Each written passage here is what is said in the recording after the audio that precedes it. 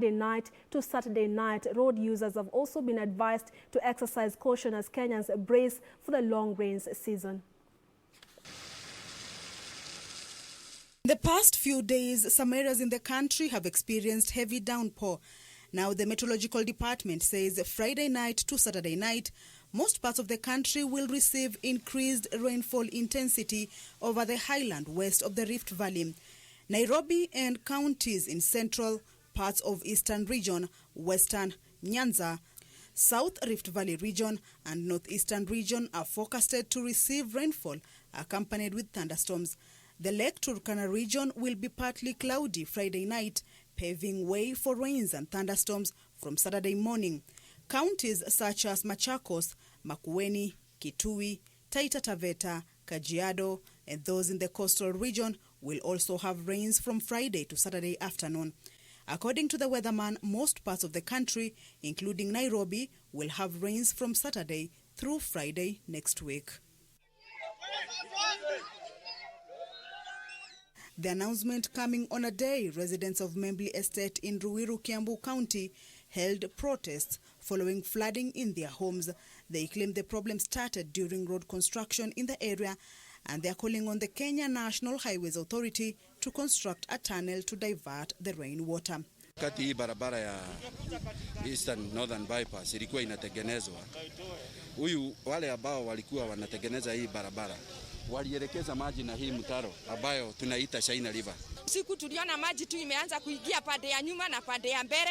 Sasa tukaangalia tukashindwa tufanye nini? Kwa sababu hata ukijaribu kuifagia hakuna vile utaifagia kwa sababu maji inakuanga na force mingi.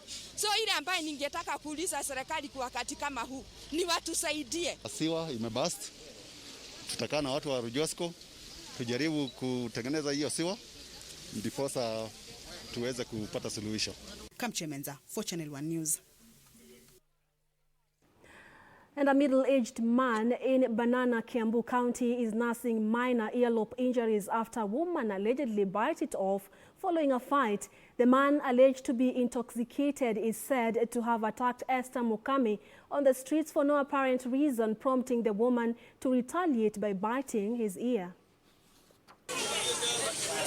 Residents of Banana Town in Kiambu were this afternoon treated to a bizarre incident as a fight between a man and a woman ensued on the streets. An incident that left this middle-aged man with an injury on his right ear. According to Esther Masharia, the man attacked her from behind, prompting her to strike back. Nikiwa kwa kasi akanitoa iguo hivi. Tukaanza kupigana. Akanigonga na kichwa. Nilimchokoza siku nyingine na mimi nafanya kazi yangu kila siku. The enraged woman later rushed to Karuri police station to record a statement. The woman has dismissed claims of a love affair. Amenigonga.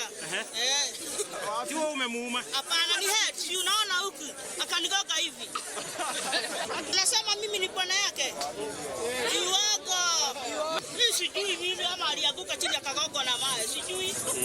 And in Kakamega, police have launched a manhunt for a man who is suspected to have set on fire his 11-year-old boy at their home in Mukangu village.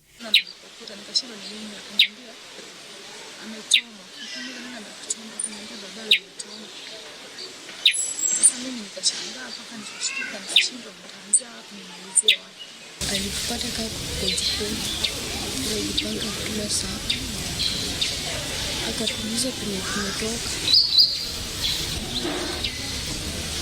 tukamwambia tumetoka kutembea. It is said the man purposely burnt his son on the legs and back as punishment for playing with his friends. Jana usiku kitu mwendo wa saa 3 za usiku nimepigiwa simu na nyumba kumi. Akaniambia kwamba kuna mtoto mahali amechomwa na baba yake na amekaa wiki moja hata wampeleke hospitalini. Nilichukua nafasi nikapikia village elder mwenye ako karibu na hapo hivyo, akaenda wawili leo asubuhi saa 11 saa 12 za asubuhi na waliweza kumpata huyo mtoto. The suspect is said to have gone into hiding after the incident.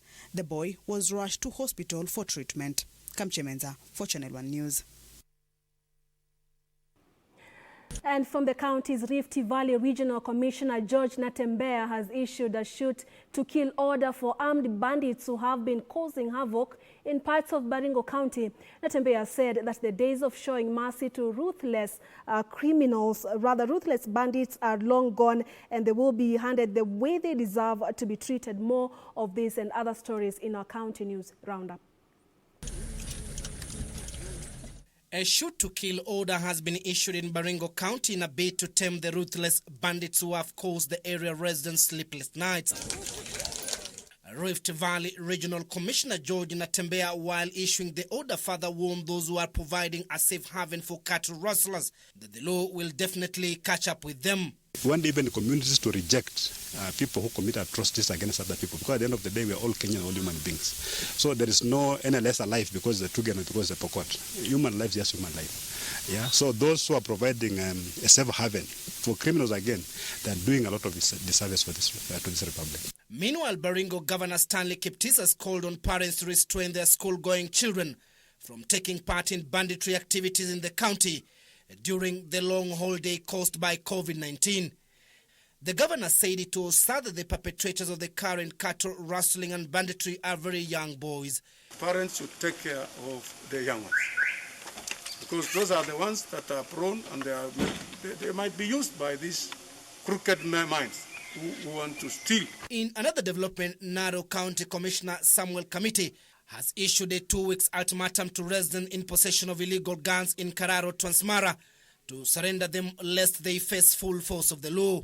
Tulisema wale walikuwa wametafuta bunduki, tungali tunawapatia nafasi walete hizo bunduki, na wakikosa kuleta kwa ile muda tumepatiana ya wiki 2, tutaenda kuzitafuta hata ikiwa ni kuitafuta kwa nguvu. Committee has revealed that more police officers have already been deployed in the area to deal with insecurity cases.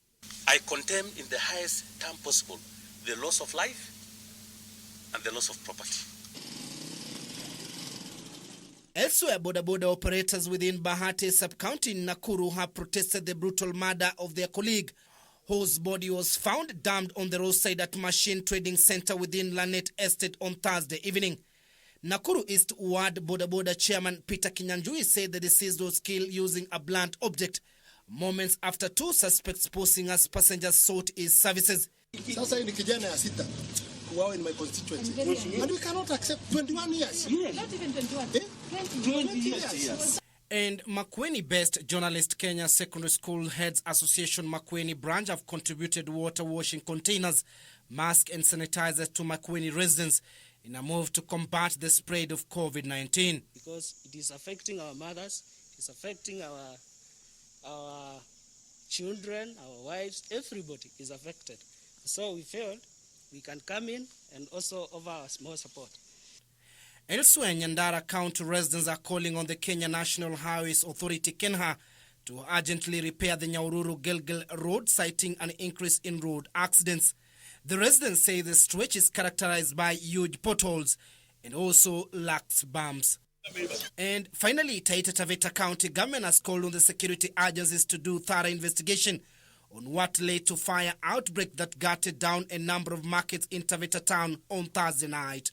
According to the county spokesperson Dennis Onsarigo, the early investigation revealed that the destruction of water pipes connecting to the market hampered efforts in containing the inferno.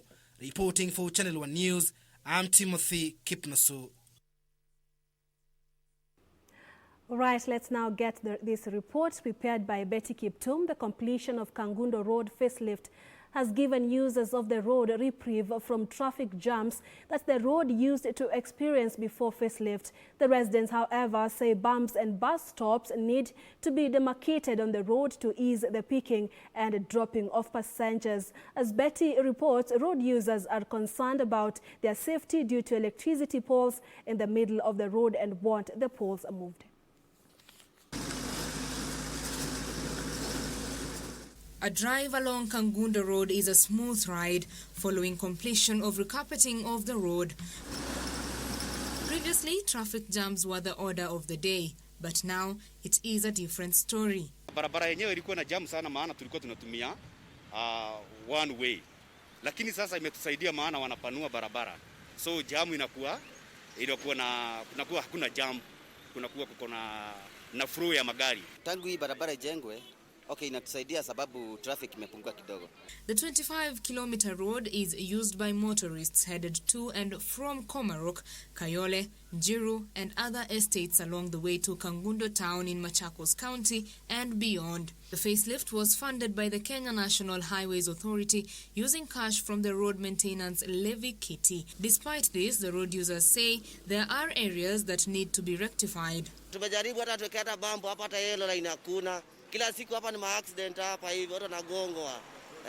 Hata reserve crossing hakuna, hata bump hakuna, hata ukiangalia huko hivi hakuna hata bump mpaka huko hivyo. Shida ya hii barabara ni haina mastage. Unapotaka tu umeshukisha, unajaribu kutafuta mahali ya kusimama, unasikia tu umesimama kwa barabara, unapata gari imeshikwa. A well-carpeted and expanded road is often good news for any community.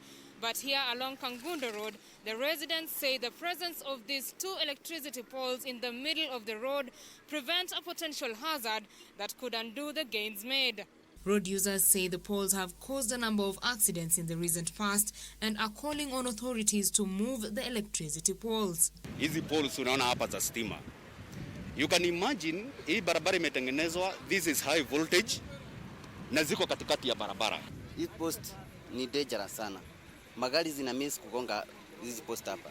So tunaomba tu hawa contractors wenye walikuwa wanajenga hii barabara na Kenya Power wakae chini wajue vile hizi post zitaondolewa hapo. Betty Kiptum, Channel 1 Business. Thank you so much, Betty, for that report. Haron Shikoli, watching from Kangemi, bottom line, and then Harrington Jenga from Mahongo, Kakamega County. Kakamega County government should give Kenyans free masks instead of arresting them. Haron, also you're saying you're watching from Kangemi, and Bobo Wino locked kama kawaida following on COVID-19 interventions. I guess other counties should follow Mathare style, especially my county, Kisumu. All right, keep your feedback coming. A second breather will do for me. Don't go too far. We still have much more in store for you.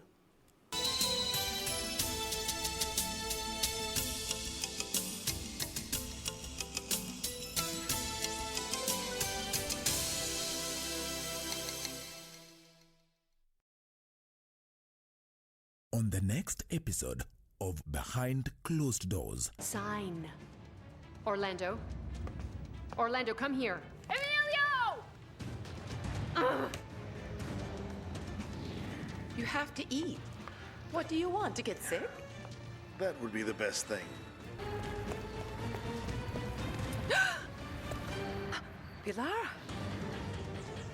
Here I am, Ignacia. Here I am, honey. Ignacia. I saw her yesterday. She's alive, Javier. Next on. And now we want to talk about marriage. I'm a counseling psychologist. I'm also a trainer, and I practice as a therapist as well. Which is an organization that speaks to marriages and the family as a whole. But I'm also a pastor and a counseling psychologist. What is this that you want in a man, the Mr. Right? Expect him to be right when you're seated in your own cocoon and you're not doing anything to perfect. Once you're in the box, and then you're settled, then you say I do and put that ring. With this ring I thee wed. There's that tendency that we now return to default setting, and then we feel like we were played or gypped, you know.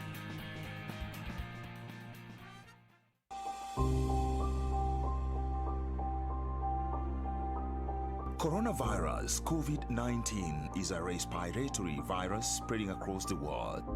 The infection is spread from droplets of coughing and sneezing of an infected person, touching or shaking hands, or being in contact with contaminated surfaces or objects with the virus. The signs and symptoms are fever, coughing, headache, body ache, difficulty in breathing.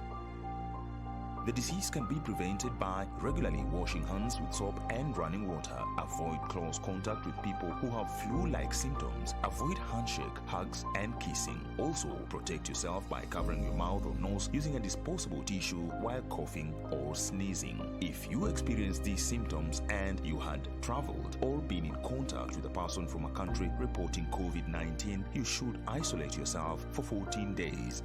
dial *719# or call 719. This message has been brought to you by the Government of Kenya and its partners.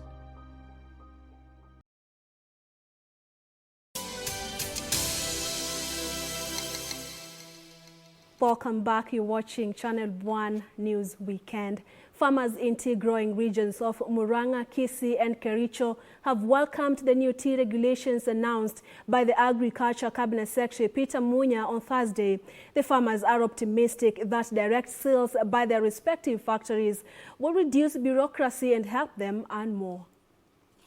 Agriculture Cabinet Secretary Peter Munya on Thursday announced new tea regulations aimed at streamlining the tea value chain that the government says has been infiltrated by cartels who fleece farmers. Of the challenges facing the tea sector, and more particularly the tea farmers, into three broad categories, namely a dysfunctional tea auction system, control and predatory behavior of KTDA, and its subsidiaries in the tea value chain. Farmers in tea-growing regions are an optimistic lot, with most of them welcoming the idea of receiving 50% of their total tea yearly sales on a monthly basis, with the balance paid out as bonuses, saying this will capitalize them to address pressing needs and better plan for their money. Basisi 50%. Na hiyo ni kweli kabisa, kwa sababu atakuja kusaidia mkulima. Sisi tunachuna chai, tunapewa 18 shilingi 18 kwa kilo kila mwezi. The farmers are also calling for immediate revision of tea managers' salaries to align with the new policies that direct factory managers not to earn not more than 2% of the total tea sales in a year. Haina maana madirectors wanachukua chai yetu kama mali yao binafsi. Hii ni mali ya mwenyewe, sio ya director. Director ni mtu anachaguliwa na amekuwa mkubwa kuliko mwenye chai. So tumekuwa watumizi wafanyakazi ya madirectors. Majani chai hapo zamani awali ilikuwa inalipwa mzuri sana. Sasa hawa madirector wetu wako wingi kwa factory. Sasa sisi nataka hawa madirector waongolewe, wapaki madirector mmoja. Some are calling for the restructuring of the Kenya Tea Development Agency and streamlining selling of the produce. Ifunjwe kutoka agency, tunataka KDDA ifunjwe, ituvuliwe mbali na tena irute kwa serikali kama ilikuwa baba wali zamani. Wakati ilikuwa kwa serikali, wakulima walikuwa wana pesa za kutosha. Na kuna kwingine ambapo waziri ameweza kuandikisha kwamba hawa hizo KTDA, yani factories, wao wanauza majani yao direct kule wanaenda, na sababu kila kitu imekuwa devolved. Naona ni kitu ilikuwa imechelewa. Kenya Tea sector lobby welcomed prompt payment of purchased tea, noting that some bars have been defaulting on payments, forcing KTDA to write them off as bad debts, which was eating into farmers' earnings. Benson Rioba reporting for Channel 1 Business. China's economy shrank for the first time in decades in the first quarter of the year as the coronavirus forced factories and businesses to close. The world's second biggest economy contracted 6.8%, which is the first time China has seen its economy shrink in the first 3 months of the year since it started recording quarterly figures in 1992.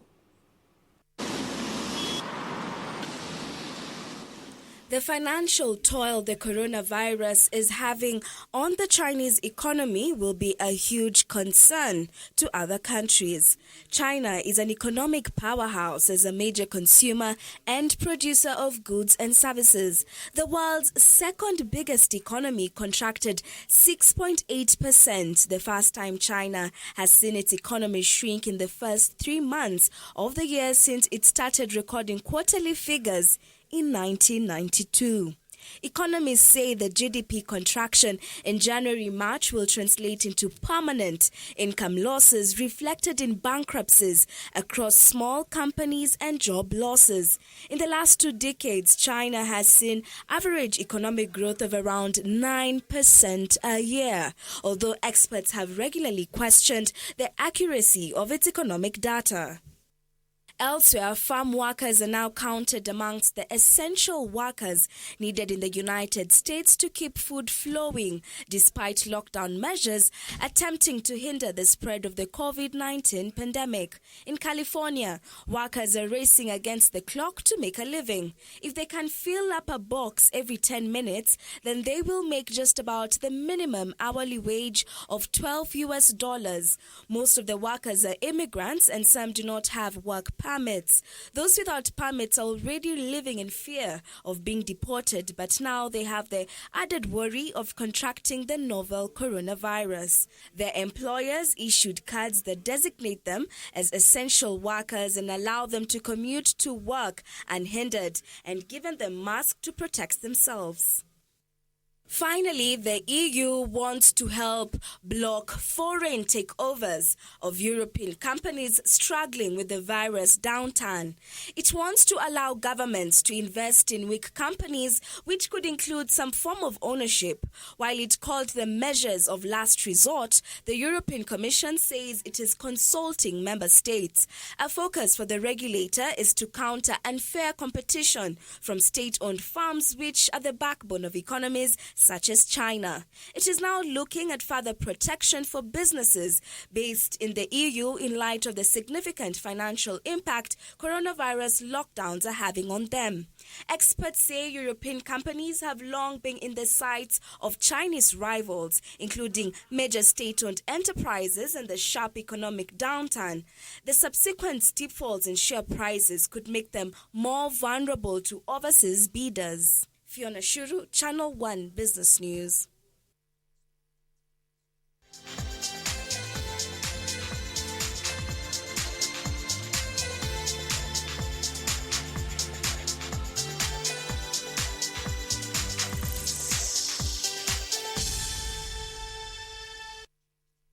Let's now have a look at some sports. UEFA is working to plans that would see the Champions League final and the 2019-2020 season on 29th August. European football's governing body will meet on 23rd April for more discussions about how to complete a campaign which has been disrupted.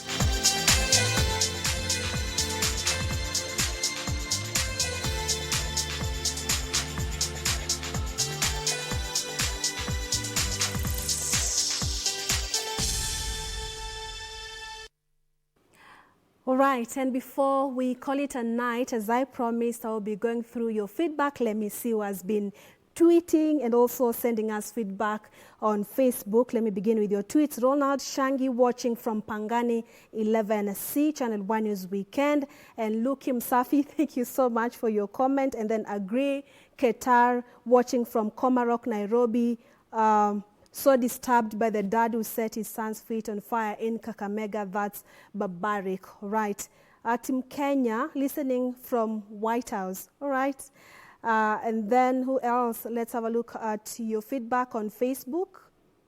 On Facebook, we have Justus Maithia watching Channel 1 News Weekend. Dionis Mbaya, you also watching Channel 1 News Weekend. Side Peter, you are watching and following the government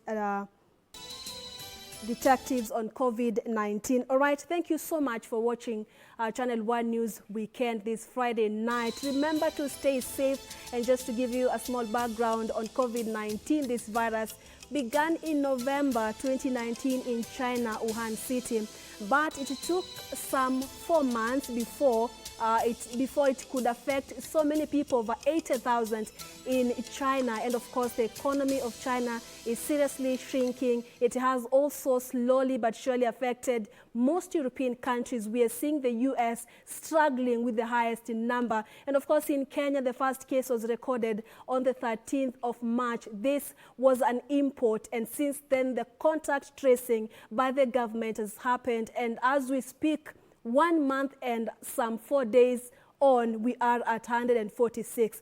And even as we expect mass testing of these contacts to begin, probably more cases would be detecting. So what should we do to flatten the curve? Just observe the WHO guidelines, because there's no vaccine yet, there's no treatment yet for this virus. Keep the social distance. This has proven to prevent the spread of this a virus from someone who's tested positive to the next person. Wash your hands regularly, because once you wash your hands, then you'll be able to wash any virus that you may have touched with your interaction with different surfaces. Also, wear the masks that are now readily available in the country. This will also help you not to get the virus from the next person who might have it, or even not to spread the virus to the next person.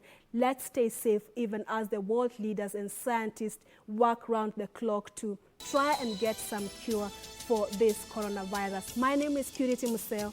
Lensa Odingo has been our sign language interpreter tonight. I'll see you again tomorrow, same place, same time, God willing. Take care and God bless.